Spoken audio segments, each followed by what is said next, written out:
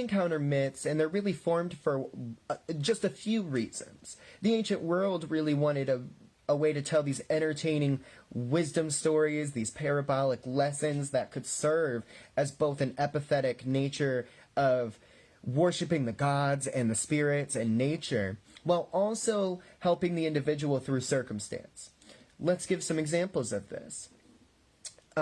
And then we'll work into the archetype side of our discussion. But let's first lay out one of our myths, right? So one of my favorite go-tos is that of Daedalus and Icarus.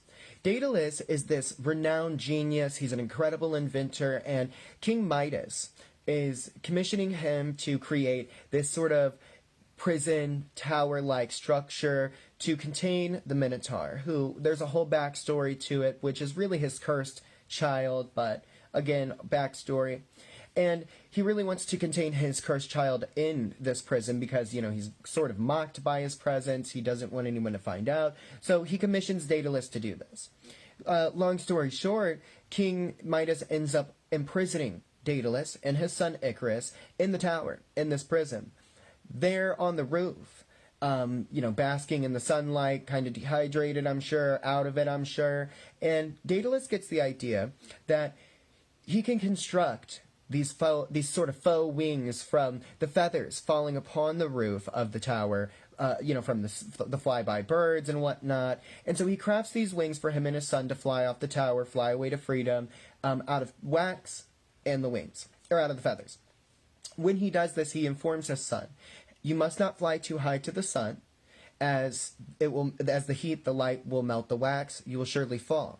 Now we are flying over the waters, so you must not fly too low to the waters either, or they will surely wet the wings and you will fall." Now, the wisdom in this, after, of course, as we can probably foretell here if you haven't heard this legend or myth, is that Icarus does, of course, get distracted by the pride in flight, the power that he's now given over the natural faculties of being more than human, but also undermining his circumstances of having been imprisoned. Within that distraction, he certainly falls to his demise. Now, the lesson here for us is we also shouldn't fly too high to the sun, nor too low to the waters. In other words, we should take chances, but play it a little safe. We should find a steady pace moving through our circumstances, our responsibilities and lives. We should find a way to keep a centered balance as we move through conditions put upon us by our environment and our world. And really, ultimately, ourselves, too. If you're on a deep spiritual journey, you'll definitely encounter those aspects of self that sort of confront you. And this is really important in that way, too, as we see that you really have to stay centered as you confront yourself and your own limitations and your own ignorance and your own biases, right?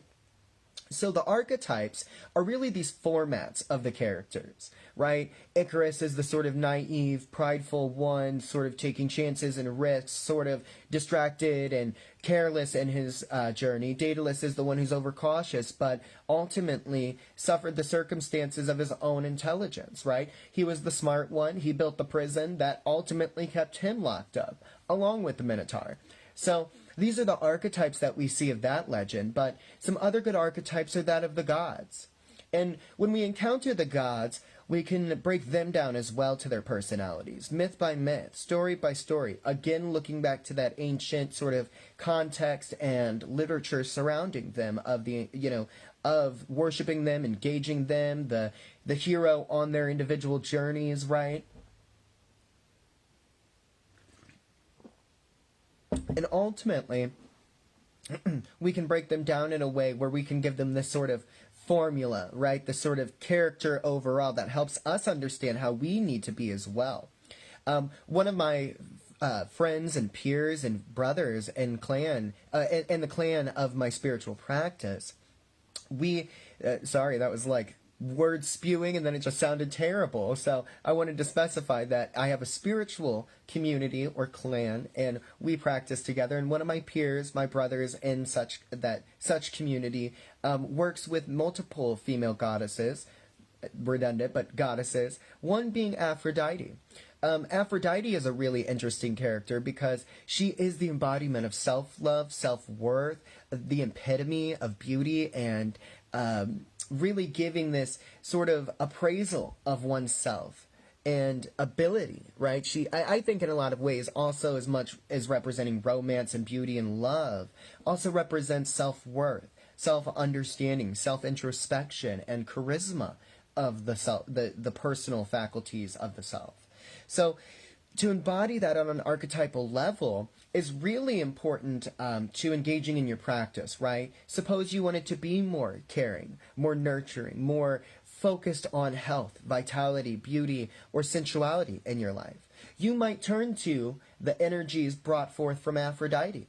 You might try to embody that or work alongside and petition the goddess Aphrodite, that divine being, to work alongside you and guide your journey.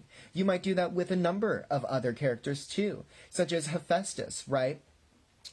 Who is of course, the Greek god of craftsmanship, invention, innovation, all these sorts of things. He was notoriously considered not great to look at, but what he lacked there, and maybe a little in personality too, he certainly made up for in ability and skill, right, and tradesmanship. And we certainly know what it's like to be the underdog as well. And so this is a good archetype if that's sort of how you feel along your journey, is working alongside someone who can bring out your own skill set, your own ability to create. We can see this as well